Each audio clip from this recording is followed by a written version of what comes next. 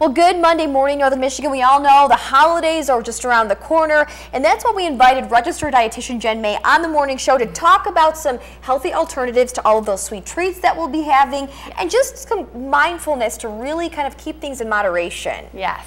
So, Jen, first of all, thank you for being here. Thanks for having me again. You brought some fruits on the show, and also some facts, which I find very interesting. We were just talking that the average person from Thanksgiving to New Year's Day gained 7 to 10 pounds. Yes.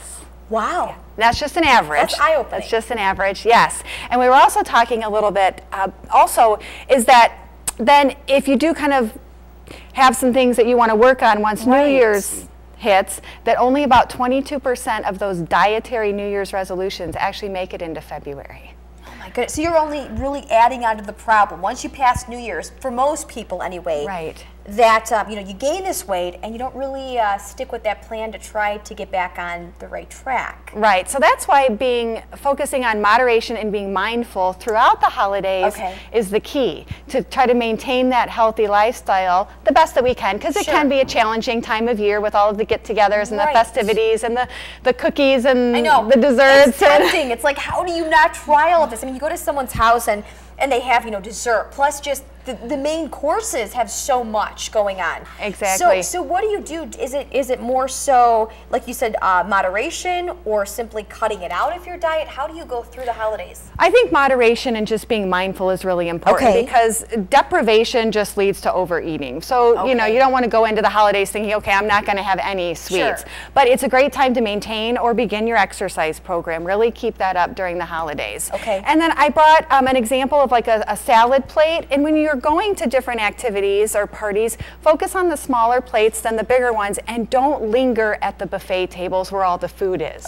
Because if you're standing there with food and talking, then you're focusing on your engagement with the individual and not being mindful of what you're eating. And so you're picking and you keep taking more. And I've done that, as you can tell probably by what I'm saying.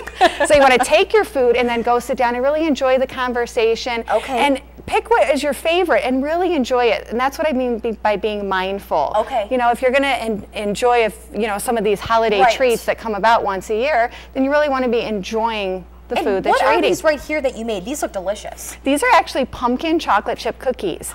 And that's another thing that you can do when you're baking or cooking. There are some healthy substitutions that you can make. And one is that any recipe that calls for whipping cream, you can use evaporated milk. And that will really cut down on the fat. Use like a 2% evaporated milk instead of the whipping cream.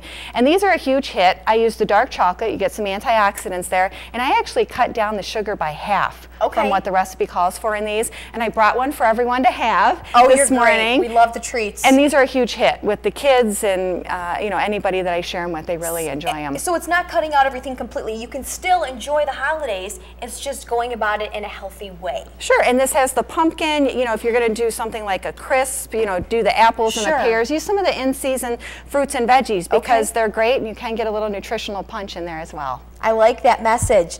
Well, Jen, thank you so much. Thank you. Wonderful seeing you. For more information on how to contact registered dietitian Jen May, check out our website, upnorthlive.com. I'll post the interview and Jen's contact information. Taking a look now at your Monday morning bus stop forecast, here is Storm Team meteorologist Joe Charlevoix.